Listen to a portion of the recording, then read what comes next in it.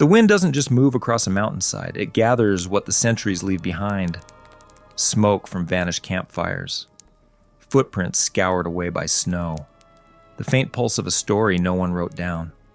Some landscapes hide their truths in silence, not in distance. A weather-beaten ridge here in the Great Basin still keeps a secret, one that blurs the line between legend and geology, between prophecy and memory. Welcome to Dust and Echoes. My name is James Cawley, and on this podcast I'll tell you a new, original story every week. Stories crafted from the places deep within my mind, where memories and half-buried moments claw their way back to daylight. Tonight we go back to the early times when my ancestors, the New, or the Shoshone people, lived in traditional ways in what we now call Utah and Idaho. A story about something alien, an amber-green cosmic visitor that emerges through snowmelt and the dark chasm of time. And how a Shoshone elder named Dzoon finds an ancient mystical stone that reveals more than most are willing to accept. This is a story about a tribe and the decision to embrace or ignore the changes of a future that is already on the horizon. It asks a question that still flickers under the ash of time. Can memories alone outrun the avalanche of a new world? I call this story The Sky We Carried.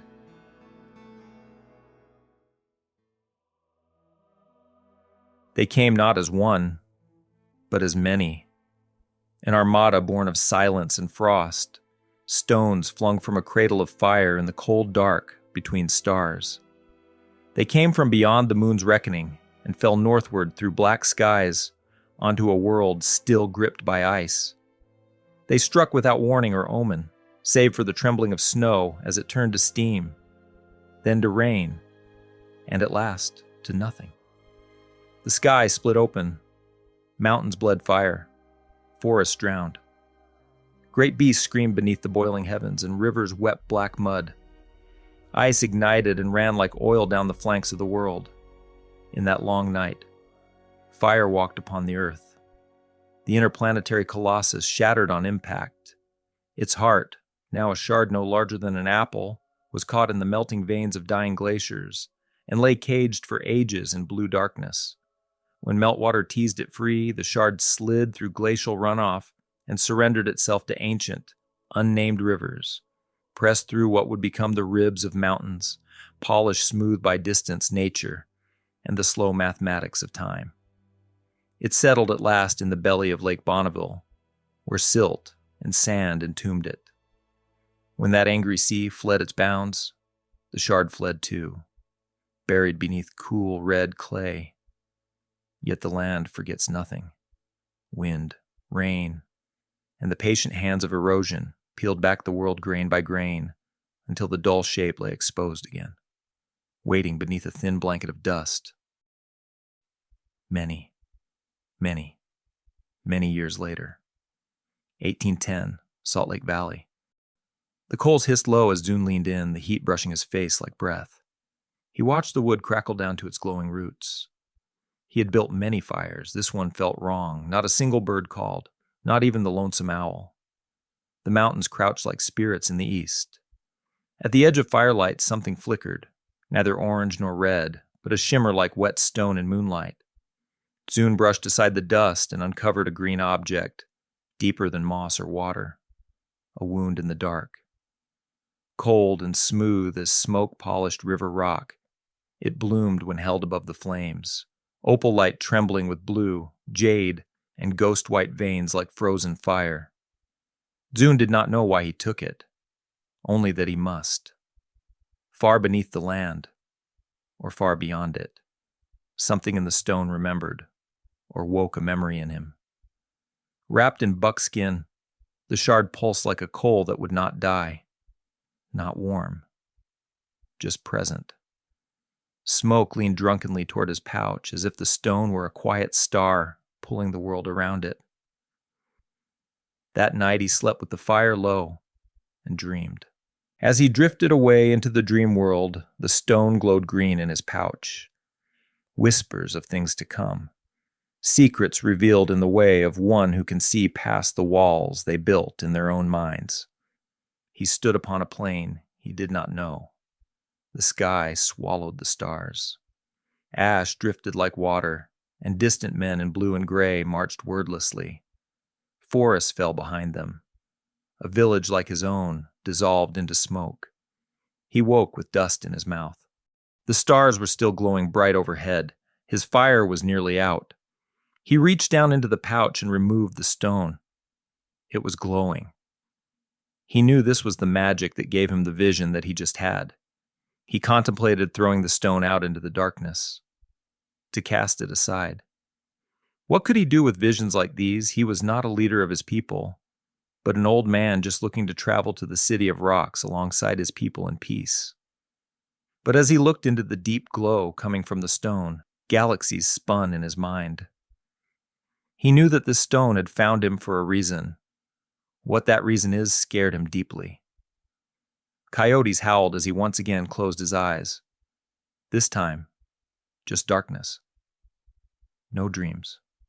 No visions. Next morning, the medicine man, tin deep, confronted him. "You've been talking to the fire again." "I did not speak to the fire. I only slept here by it," Dzoon said, with unease. The old medicine man sat down beside him with a groan. "Some of the others, they said you were speaking and singing to the fire last night." Dzoon did not remember doing this. Maybe he was dreaming. He brought out the stone and held it out to the medicine man. Tin Dip leaned away as if the rock he was holding was a snake about to strike. "Why do you show me strange stones? This color is not meant for the living. This is something you know, something your grandfather would have taught you. You need to remove this from here and keep this away from our people. The stone speaks and has shown me many terrible things are coming," Dzoon said. Tin Dip used his wooden cane to stand and took another step back. "You must return that to where you found it. I will speak to the old ones, to the mountains, to the water flowing from the veins of the earth. For I am the one appointed to have visions, not you." Dzoon lowered his head. "But it found me. It has something important to say to me. Something I know will help our people." The old medicine man turned and walked away. As he did, he gave one final order. "Throw it back, Dzoon. This is power not meant for you." But Dzoon did not throw the stone away. He tried, but it would not leave the palm of his hand when thrown. He took this as a sign. He knew he was meant to find this stone. That night a dust storm blew in from the desert to the west, and the people took refuge inside their shelters. Dzoon listened to the wind flapping against the rawhide panels of his tent. He removed the stone and stared into it, his eyes locking, merging with the opal tones of color glimmering from its surface. "What do you ask of me, Ancient One?" Dzoon whispered. This time the vision came not as a dream, but as the current of a powerful, invisible river inside his mind. He stood in tall prairie grasses, his old hands feeling the wind whipping the grains around him. Suddenly the grass around him lit ablaze, red-hot fire and dark smoke surrounded him. He could hear his people. There was something very wrong. He heard great beasts and strange yells from men. The smoke cleared and he saw his winter camp along the river, burnt to the ground and desolate. Then the snow melted and the teepees rotted into the soil as the sun spun around the horizon. He stood barefoot amongst large stone structures on black, flat ground with yellow lines painted upon it. Large mechanical objects roared around him as he saw his valley, his home, was gone, replaced by structures and chaos. He saw a young boy then, a boy that looked like Dzoon. He looked Shoshone, but was wearing different clothing, walking nearby amongst a crowd of pale-skinned people. He called out in his language to the boy. He knew the boy could not understand him, for he did not know this language anymore. Somehow, the stone told him that nobody knew his language anymore. But how could this be? How could this be something that could be lost? Dzoon wondered. Behind him, he sensed someone was watching him. He turned and saw an old Shoshone woman in the old dress. She was ancient, but her eyes were kind. Her old twisted hand rested upon a girl. He recognized her as Shaya, a young girl from his tribe. The old woman pointed at the chaos around, of things coming. Then she lowered her finger and nodded at him. Before he could speak, the vision broke. He was back in his wind-swept tent, but he knew he needed to speak with the girl. The next morning, the people all prepared to continue their travel north towards the City of Rocks. There they would spend the summer hunting, making dried meat, and the fall harvesting duva, pine nuts, to sustain them through the winter months at the river camp. His people gave him a wide berth. They did not speak with him. He knew this was the work of Tindip, punishment for not obeying his command to rid himself of the stone. Dzoon respected Tindip, as he was a leader of his people, but he knew he could not ignore the words of the stone, and that he had a purpose he was called to fulfill. The dogs growled at him and babies cried when he was near. Mothers walked ahead of him as they traveled, keeping their heads down and pulling their children close. He wanted to share what he learned with them, but they did not want to hear of these things. They did not want to hear of things that were not good. Tindip told them these things. A small voice whispered beside Dzoon and shook him from his thoughts. "I saw her too," the voice said. Dzoon looked down and smiled. Shaya walked beside him now. "Who did you see?" he asked. "The old woman." "But I don't think that is exactly what she is," Shaya said, looking forward as she walked. Ahead of them, Tindip looked back and shook his head in frustration as he talked amongst the other men. All of them with contempt painted across their faces. "What does it mean?" Dzoon said quietly, reaching into the pouch to touch the stone, a gesture he did without thinking more and more over the last days. The girl thought about it and then spoke. "I think she's all of us, those who came before, those who will walk after, and the bond that keeps us together now." "Can I see it?" Shaya asked. He brought the stone out and opened his palm. She looked at it with curiosity as they walked, but she did not attempt to touch it. "I started having the dreams of the old woman when Tindip said you found that stone. He said it speaks to you. I guess it speaks to me too, somehow." "What is it?" she asked him. "Maybe a memory," Dzoon answered, "or a wound, or a warning." That night, after helping her family make camp along a small stream, she could feel the stone calling to her. As she closed her eyes that night, she dreamed. She saw iron rails stretch across the horizon and a long black snake breathing smoke riding upon them. Voices spoke in a language she could not understand about things that were not important, not about living, preservation, or survival, but of things that were important to them. She saw walls and barriers that kept others from passing or entering the places that belonged to all. The animals gone, the water undrinkable, and the rivers blood-stopped by stones. She awoke, crying. The dim light of the night fire illuminating the peaceful sleeping forms of her mother and father. She smiled, seeing this. The ones she loved, unburdened and at peace. Maybe Tindip was right. If she told her loved ones of the visions, of the things that she knew were to be, it would frighten them. They might lie awake thinking of these things and not be peaceful as they are now.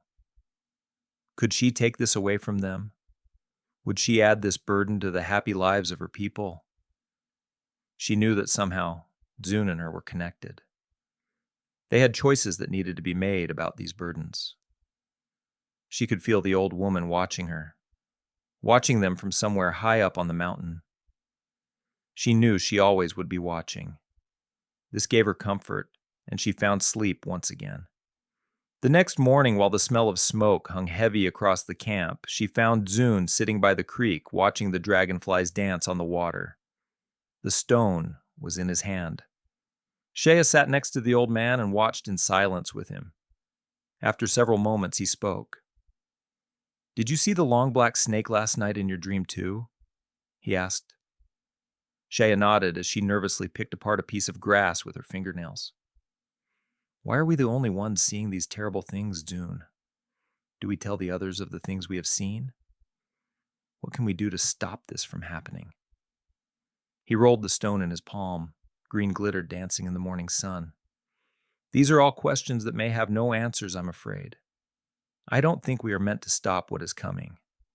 I think we are being shown this, not to prevent, but to make sure we preserve and keep the Ember alive."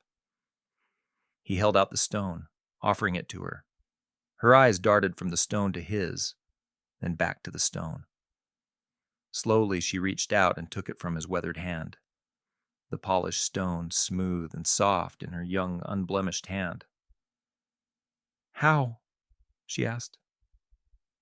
Dzoon smiled as a small breeze caught strands of his old gray hair, blowing them gently. He looked to the east, to the rising sun. After several days of visions and troubled thoughts about the weight of knowing what should not be known, with the morning sun in his eyes, he finally understood what all this was about, what he and this child were called to do. His grandfather's stories started to return to his mind. He remembered sitting around winter campfires and hearing the tales of the old ones, the sound of his grandmother's voice as she taught him the words his people used to speak about the plants, animals, and seasons. He had a lifetime of lessons and memories, but as he had no children, he had not passed this on. He had kept to himself, kept these things he knew, quiet and personal. He looked at Shaya holding the stone and asked her a question. "Do you know the story of the eagle, Gwina, and the bear, Wuda?" She shook her head no. He smiled and began telling her this story, and then another, and another. Several other children heard Shaya laughing at one of the stories and crept in closer so they could hear. Dzoon welcomed them, and soon he was surrounded by many of his people. He told them about what things were like when he was young, how different things were. He told them stories of warriors and plants that could heal. Shaya, smiling, handed the stone back to Dzoon, then rushed off with the other children. They played and talked about the stories they learned as they ran through the sage and juniper around the creek. "So you think you are a storyteller now, old man?" A voice spoke from behind Dzoon. Tindip sat on the rock beside him with a wheeze and pointed his stick at the stone in his palm. "You see, bad magic comes from that stone. But when you released it to the girl, you were able to speak truth and wisdom to our kids." Dzoon laughed and shook his head. "No, I don't think this is bad magic. This was sent as a warning that it's time to remember, because things are changing. The things this stone has shown me, I hope, never happen. But I know they will. The stone speaks to me, and it speaks to the girl. This is true." The medicine man spoke a soft prayer under his breath and touched a feather in his braid. Dzoon continued. "Instead of passing on the visions and burden of what is to come, it made me remember the old ways, the old stories. It made me remember the ember that burns at the heart of our people and the fire that will always burn, but only if it's tended and kept. A fire that we will never let burn out if we remember." Tindip nodded in agreement. "You will not tell of what you have seen then? You will not scare and trouble our people." Dzoon held the stone up for the old man to see. "This stone holds no more power. It was sent like a leaf floating on the water of a stream, to remind us that trees do not have to be visible to exist further upstream." He took one last look at the ancient stone, a stone that had once long ago floated through the chasm of space. He threw it. This time it released from his hand and sank into the cold water of the stream. As the stone settled into the mud, the green glow inside the stone cooled and then dissipated. The river would cover the stone with sand and gravel, and it would return into the earth from which it emerged to deliver an important message to a man who thought he had no purpose. That summer, Dzoon taught the people of his tribe all that he knew. At first, only some of them came to hear his words. Then more came. By the end of the summer, the entire tribe gathered around him to learn the old words and stories. Treasures he didn't realize he possessed, only valuable when shared and lost when unspoken. On the journey to the winter camp late that fall, Shaya spoke to him of the visions. She told him that at first she was scared of what was to come, but that time it eased her worry, and that the stories he had taught her, the words, and the traditions that he remembered made her feel better. "Will you do something for me then, Shaya?" Dzoon asked. The girl nodded in agreement. "Don't just remember my stories. Teach those around you what you learn. Our future is not defined by a rock. Our fate is not sealed by worries of a future we cannot control. But what we can change is how we carry the fire of our people forward, how we keep the ember alive, how we stay who we have always been, even if we have to wake it up from time to time. Be reminded." "I will do this, I promise you, Dzoon," Shaya said, smiling up at him. On a cold winter night later that year, Dzoon was awakened by a sound. He opened his teepee flap and looked out into the dark night. Snow drifted gently on the cold breeze. Down at the river's edge, where the moonlight glinted blue off the cold water, he could see them waiting for him. The old woman waved at him. Beside her stood his father, mother, older brother, and his grandparents. A single tear rolled down his cheek. He smiled and waved back at them.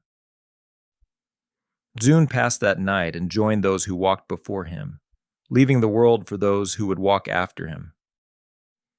Many wonderful years later, years that were filled with love, children, and quiet realizations of what life was meant for, Dzoon returned and stood beside the same cold winter river.